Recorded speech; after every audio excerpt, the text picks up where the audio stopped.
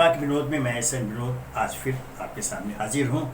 चलिए आज सीधे बात करते हैं महाराष्ट्र की राजनीति को लेकर। दो खबरें आई हैं, आज सुर्खियाँ बनी हैं अखबारों में।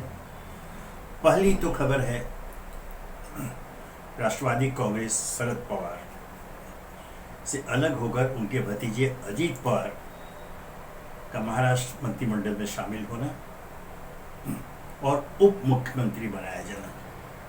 इसके साथ ही वित्त मंत्रालय भी उन्हें दिया गया। लेकिन पिछले दिनों अचानक खबर राजनीति के गलियारों में तैरने लगी कि अजीत पवार नाखुश है और इसकी एक बड़ी वजह तुरंत यह बनाएगी। पिछले दिनों जब केंद्रीय गृह मंत्री अमित शाह मुंबई के दौरे पर आए तो उनके कार्यक्रमों से अजीत पवार अनुपस्थित रहे। इसे लेकर अटकलों का बाजार गर्म हो गया। कहा जाने लगा था कि वो नाखुश है, कुछ भी हो सकता है। इस बीच उन्होंने यह टिप्पणी कर दी, यह बोला बताया मैं उप मुख्यमंत्री हूं, मेरे पास वित्त मंत्रालय है, लेकिन यह मेरे पास रहेगा या नहीं इसके विषय में मैं कुछ नहीं कर सकता। इसका मतलब साफ है, जो उन्होंने संकेत दिया कि वे असंतुष्ट हैं। अब यहां एक पुरानी बात क्या, हाल के पिछले दिनों जब वो अलग हुए थे शरद पवार से और ये शामिल हुए थे महाराष्ट्र मंत्रिमंडल में अपने समर्थक विधायकों के साथ, तब उन्होंने एक बात सार्वजनिक रूप से स्पष्ट दो टूक शब्दों में स्वीकार किया था कि हाँ, मैं मुख्यमंत्री बनना चाहता हूं। उन्हें छुपाया नहीं था। इस आलोक में अगर देखा जाए तो यह तो साफ हो जाता है कि वे असंतुष्ट चल रहे हैं। हालांकि इस पर यह पूछा जा सकता है, यह उनसे सवाल पूछा भी जाना चाहिए कि जब वे शिंदे की सरकार में शामिल होने के लिए तैयार हुए तो क्या उन्होंने यह सोचा था कि उन्हें मुख्यमंत्री बना दिया जाएगा? ध्यान रखें, अजीत पवार की तरह एकनाथ शिंदे भी शिवसेना से टूटकर अपने गुट के साथ आए थे और भारतीय जनता पार्टी के सहयोग से यहाँ उन्होंने सरकार बनाई, उन्हें भारतीय जनता पार्टी ने मुख्यमंत्री बनाया। और तब एक विडंबना के रूप में यह जरूर देखा गया कि उसमें जो उप मुख्यमंत्री बनाया गया deputy chief minister Devendra Fadnavis, जो 5 वर्षों तक राज्य के मुख्यमंत्री रहे थे, लेकिन उन्होंने स्वीकार किया कि केंद्रीय नेतृत्व का फैसला है, मुझे मान्य है। हालांकि तब यह बात सामने आई थी कि जब एकनाथ शिंदे के नाम का प्रस्ताव हुआ था, जिस प्रेस कॉन्फ्रेंस में जब मीडिया कर्मियों से बात कर रहे थे तो स्वयं देवेंद्र फडणवीस ने कहा था कि एकनाथ शिंदे मुख्यमंत्री के मैं इस सरकार का हिस्सा नहीं बनूंगा। लेकिन कुछ घंटों के अंदर केंद्रीय नेतृत्व का आदेश निर्देश आया और उन्हें उप मुख्यमंत्री बनना पड़ा। एक विडंबना के रूप में महाराष्ट्र की राजनीति में स्थापित है। लेकिन अब उसके बाद जब अजीत पवार गुट शामिल हुआ और उन्हें भी मुख्यमंत्री बनाया गया, बस 2 उप मुख्यमंत्री हो गए, एक देवेंद्र फडणवीस और एक अजीत पवार। देवेंद्र फडणवीस पूर्व मुख्यमंत्री हैं, अजीत पवार सार्वजनिक रूप से कहते हैं कि मैं मुख्यमंत्री बनना चाहता हूं। एकनाथ शिंदे बेचारे क्या करें? यह जो संकेत है, यह राज्य में राजनीतिक अस्थिरता के संकेत है और यह दुर्भाग्यजनक माना जाएगा। महाराष्ट्र का अपना एक स्थान है पूरे देश की राजनीति में। पूरा देश महाराष्ट्र की ओर नजरें टिकाए रहता है। यहाँ की सारी गतिविधियों पर उसकी नजरें रहती हैं, बल्कि कई मामलों में यह एक दिशा निर्देशक का भी काम महाराष्ट्र करता है। वैसे में अब जबकि 2024 का चुनाव नजदीक है, लोकसभा का, और उसके 1 साल के बाद यहाँ महाराष्ट्र विधानसभा के भी चुनाव होने हैं। अगर अजीत पवार सचमुच में नाखुश चल रहे हैं तो इसका प्रतिकूल असर राज्य सरकार की स्थिरता पर तो पड़ेगा ही। हालांकि राजनीतिक विश्लेषक एकमत होंगे कि इसकी संभावना तो उसी दिन से व्यक्त होनी शुरू हो गई थी जब अजीत पवार गुट को मंत्रिमंडल में शामिल किया गया और इनके समर्थक विधायकों को मंत्री बनाया गया, मंत्री पद की शपथ दिलाई गई। उसी समय से हो गया था। लेकिन अब जब सार्वजनिक रूप से ये बातें होने लगी, अजीत पवार ने सार्वजनिक रूप से कहा कि वित्त मंत्रालय मेरे पास ही रहेगा, इस पर मैं कुछ नहीं कर सकता। मतलब हो सकता है कहीं ये चर्चा चल रही हो कि उनसे वित्त विभाग ले लिया जाए। अगर ऐसा होता है तो अजीत पवार का जो पार्श्व रहा हुआ है, जो राजनीतिक पार्श्व है, उनकी जो निजी महत्वाकांक्षाएं हैं, उसके आलोक में दुखद रूप से यह कहना पड़ेगा कि राज्य सरकार अर्थात महाराष्ट्र सरकार की स्थिरता पर चोट की जा रही है। सभी पक्ष को, जो भारतीय जनता पार्टी के जितने पक्ष हैं, महाराष्ट्र प्रदेश से लेकर दिल्ली तक, इस विषय पर उन्हें सतर्क रहने की आवश्यकता है, क्योंकि महाराष्ट्र सरकार की अस्थिरता का प्रभाव 2024 लोकसभा चुनाव पर अवश्य पड़ेगा, यह ध्यान रखें। अब इसे छोड़कर अब आगे चले तो महाराष्ट्र प्रदेश के अध्यक्ष, भारतीय जनता पार्टी के अध्यक्ष चंद्रशेखर बावनकुले ने एक अजीब सी टिप्पणी कर दी है, जिस पर अनेक तरह के कयास लगाने शुरू हुए। वे अहमदनगर में अपने पदाधिकारियों, पार्टी के पदाधिकारियों के साथ बातचीत कर रहे थे। इस बातचीत के दौरान जो खबर आई है,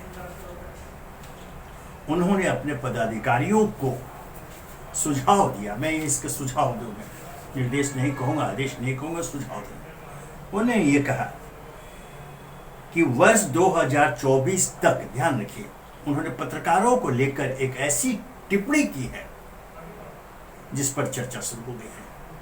उन्होंने कहा पदाधिकारियों की वर्ष 2024 तक पत्रकार हमारे खिलाफ कोई खबर न छापे, इसके लिए उन्हें चाय पिलाने ले जाएं। पत्रकार 2024 तक हमारे खिलाफ कोई खबर न छापे, इसके लिए उन्हें चाय पिलाने ले जाएं। और आगे क्या बोलते हैं कि आप समझ गए होंगे कि चाय पिलाने के लिए बुलाने का मतलब क्या होता है। ध्यान रखें, उन्होंने स्पष्ट किया पदाधिकारियों के, आप समझ गए होंगे कि चाय पिलाने के लिए बुलाने का अर्थ क्या होता है, उन्हें ढाबे पर भी ले जाए। ये खबर बाहर आ गई, अखबारों में आज प्रमुखता से खबर छपी है। अब इस पर चर्चा ये होने लगी कि आखिर चंद्रशेखर बावनकुले अर्थात महाराष्ट्र प्रदेश भारतीय जनता पार्टी के अध्यक्ष का आशय क्या था। क्या वे सचमुच गंभीर थे जब उन्होंने ये बात कही, सुझाव दिया अपने पदाधिकारियों को? ध्यान रहे, यहाँ मैं ये बता देना चाहूँगा, उन्होंने किसी सार्वजनिक मीटिंग में, सार्वजनिक सभा में ये बात नहीं कही। ये अपने पार्टी के पदाधिकारियों की बैठक में उन्होंने ये बात बाहर निकल गई, खबर बनी, चूंकि मामला पत्रकारों का था। अब यहाँ दो प्रश्न उठते हैं। पहला एक कि अपनी संगठनात्मक शक्ति, कौशल के लिए सुख्यात चंद्रशेखर बावनकुले ने ऐसी टिप्पणी क्यों की? क्या वे पत्रकारों को बिकाऊ समझते हैं? कोई भी इससे सहमत नहीं होगा। जैसे मैंने कहा कि अच्छे संगठनकर्ता के रूप में बावनकुले की एक अपनी विशिष्ट पहचान है।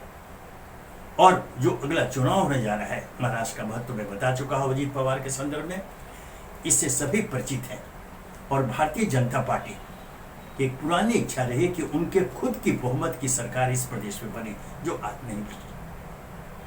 उनकी खुद इच्छा रही है और उनके निशाने पर उद्धव गुट की शिवसेना है हमेशा से, क्योंकि वो जानते हैं कि जब तक शिवसेना का अस्तित्व कायम है मुंबई में, तो देश की आर्थिक राजधानी मुंबई पर कब्जा वो नहीं कर पाएंगे। इसके लिए इस आलोक में यह चर्चा आने पर जो 52 कुले की बात आ गई है, तो यहाँ जैसे कहा कि एक तो 52 कुले को बैकुल ऐसा कहा क्यों?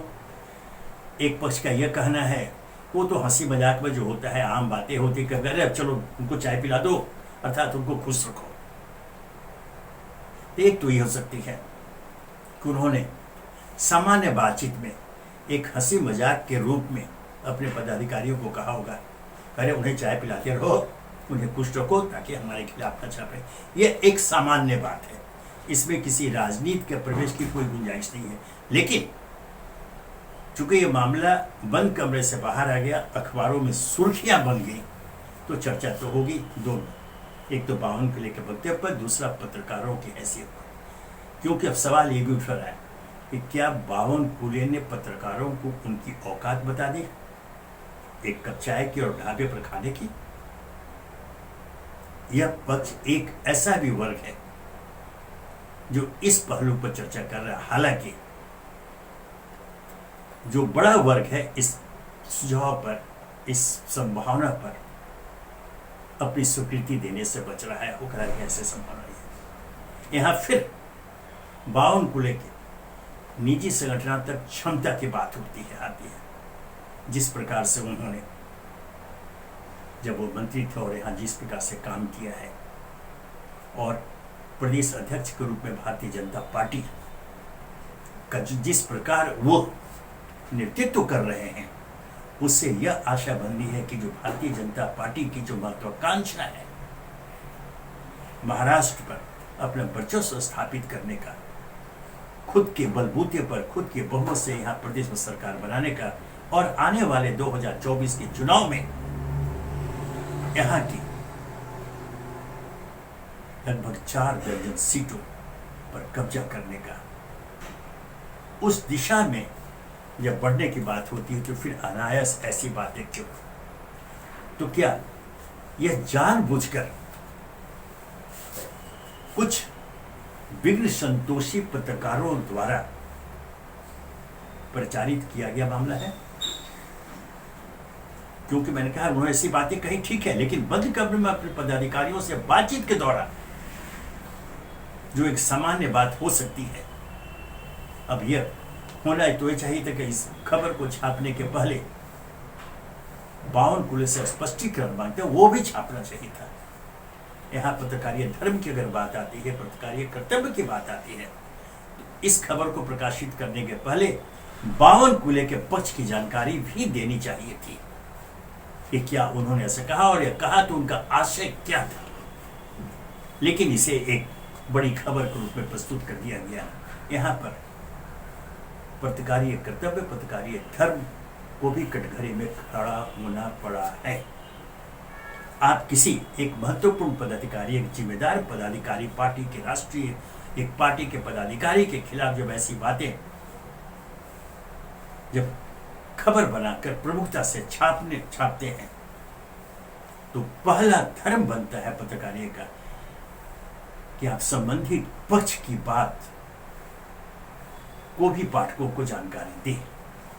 खबर में ऐसा नहीं किया गया है, अर्थात यह किन्हीं कारणों से या तो संवाददाता के नासमझी और संपादकीय कक्ष की अगंभीरता के कारण ऐसी खबर ने प्रमुख स्थान प्राप्त कर लिया, या फिर जानबूझकर व्यक्ति विशेष अर्थात चंद्रशेखर 52 कुले की छवि को खराब करने की कोशिश की गई। यह दोनों अपने आप में पत्रकारीय धर्म के विपरीत है, पत्रकारों को चुनौती है, और जब ऐसी बातें आती हैं तो पत्रकार स्वयं को ही कटघरे में खड़ा कर लेते हैं। इस खबर को छापने के बाद यही हुआ है, क्योंकि कोई भी राजनीति का अदना ककारा जानने वाला विद्यार्थी भी इस बात से सहमत नहीं होगा कि भाजपा के प्रदेश अध्यक्ष चंद्रशेखर 52 कुले जैसा व्यक्ति इस तरह की हल्की फुल्की बातें कर स्वयं को कटघरे में खड़ा कर देगा। यह कभी संभव ही नहीं है। उनका आशय क्या था। जैसे मैंने कहा कई बार ऐसा होता, हम आपसी बातचीत में भी होते हैं, अरे भाई चलो उसे चाय पिला दो, जरा खुश रखो, अर्थात उसे खुश रखो। ये एक सामान्य बात है, एक मानवीय प्रवृत्ति है, लेकिन इसे ट्विस्ट कर राजनीति का काला लबादा उड़ा करके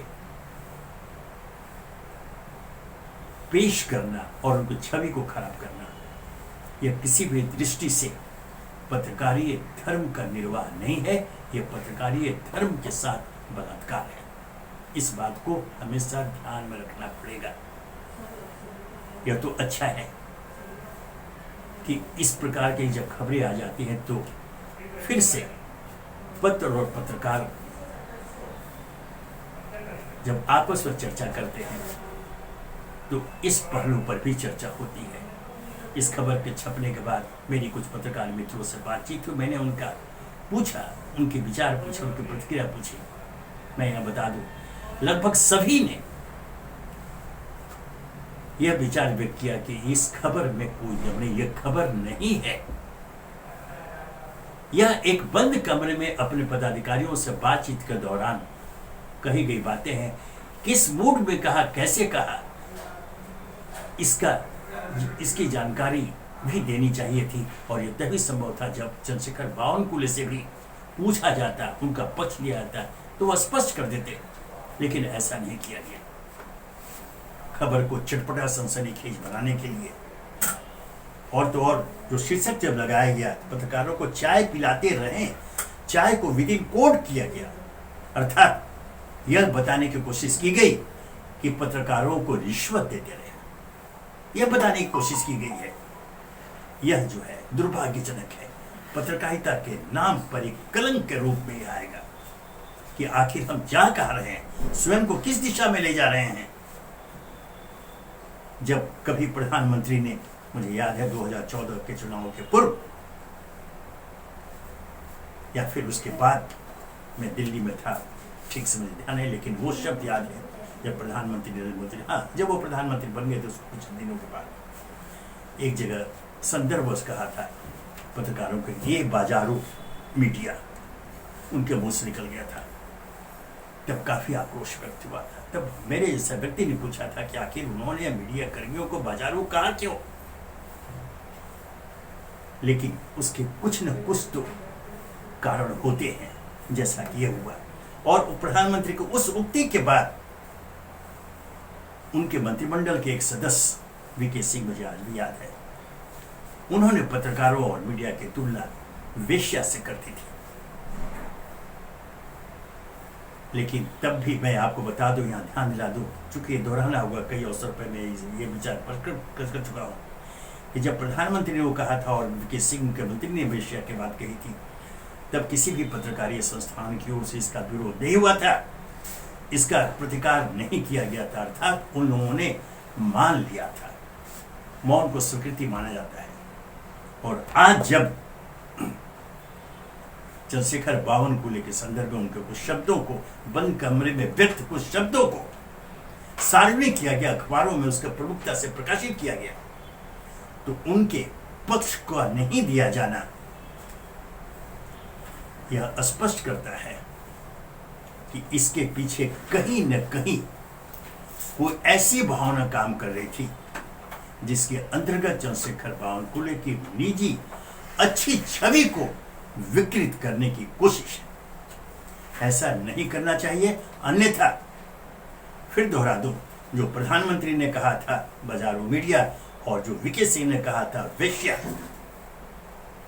आगे अगर फिर इन सब बातों को दोहराया जाता रहा, पत्रकारों पर ऐसे आरोप लगते रहे, इन विशेषणों के साथ पत्रकारों की प्रस्तुति समाज में की जाती रही, तो समाज का कोई भी वर्ग हमारे समर्थन में सामने नहीं आएगा। वो भी मान लेगा कि हाँ ये आरोप सही है। अब फैसला आप करें, हमारी पत्रकार बिरादरी करें कि क्या हम ऐसे आरोपों को स्वीकार करने के लिए तैयार हैं। क्या चाय पिलाने की बात को रिश्वत के रूप में प्रस्तुत कर हम अपने पत्रकारीय धर्म का निर्वाह कर रहे हैं, यह घोर आपत्तिजनक है, पत्रकारिता के नाम पर कलंक है। पत्रकारिता बिरादरी, पत्रकार बिरादरी से मेरा अनुरोध है, करवत प्रार्थना है कि कृपया इस पेशे की पवित्रता को कलंकित न करें, अन्यथा जो बड़ी सामाजिक जिम्मेदारियां हम पत्रकारों पर है उसका ईमानदारी से निर्वाह हम नहीं कर पाएंगे और तब लोकतंत्र कहीं न कहीं चोटिल होगा। आज लोकतंत्र के पवित्र मंदिर की रक्षा की जिम्मेदारी हम पत्रकारों पर, इस बात को ध्यान रखें। हम राजनीतिकों से कोई आशा नहीं कर सकते, वे अपनी विचारधारा का रूप अपने राजनीतिक दृष्टिकोण से चीजों की व्याख्या करेंगे, उसे प्रस्तुत करेंगे और लक्ष्य प्राप्ति की ओर कदम डाल करेंगे। लेकिन हम पत्रकार उन पर कड़ी नजर रखकर समाज हित में, देश हित में, राष्ट्र हित में उन्हें आईना दिखाने का काम करते रहेंगे और निडरता पूर्वक उस पक्ष को सामने रखेंगे जिस पर चलते हुए पत्रकार बिरादरी स्वयं को पाक साफ दिखाती रहे और सच्ची अर्थों में यह साबित कर गए कि आज हम पत्रकार, देश के पत्रकार, भारत के पत्रकार, पत्रकारीय धर्म निर्वाह के प्रति ईमानदार हैं। किसी पक्ष और किसी गुट विशेष, किसी व्यक्ति विशेष कि न तो हम पक्षधर हैं न उनके विरोधी हैं। इस बात को ध्यान में रख करके चंद्रशेखर बावनकुले का जो संदर्भ मैंने यहाँ बताया, उस आलोक में उनके वक्तव्य को, उनके शब्दों को देखा जाना चाहिए, न कि उसे तोड़ मरोड़ को इस रूप में पेश किया जाए कि वे पत्रकारों को रिश्वत देने के लिए अपने पदाधिकारियों को निर्देश दे रहे थे। ऐसा पत्रकारीय धर्म के खिलाफ होगा। धन्यवाद।